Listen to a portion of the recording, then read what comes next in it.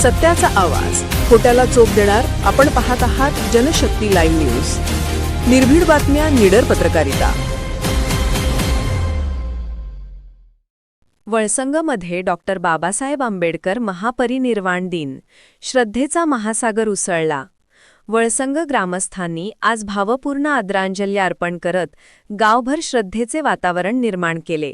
पहाटेपासूनच नागरिकांची गर्दी प्रतिमा पूजनासाठी ओसंडून वाहताना दिसली.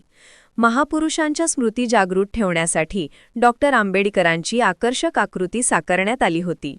नागरिकांनी मेणबत्त्या प्रज्वलित करून प्रतिमेस पुष्पांजली वाहत फुलांचा वर्षाव केला. लहान मुलांपासून ते ज्येष्ठ नागरिकांपर्यंत सर्वांनी मोठ्या उत्साहात उपस्थित राहून जय भीमच्या घोषणांनी परिसर दणाणून सोडला. कार्यक्रमात सर्वांचे लक्ष वेधून घेतले ते कुमारी सुरभी चंद्रकांत शिवशरण यांच्या टवटवीत आणि धडाकेबाज भाषणाने. बाबासाहेबांच्या विचारांवर सुरुवातीपासून शेवटपर्यंत नेमकेपणाने आणि ठामपणे व्यक्त केलेल्या त्यांच्या शब्दांना उपस्थितांनी भरघोस दाद दिली.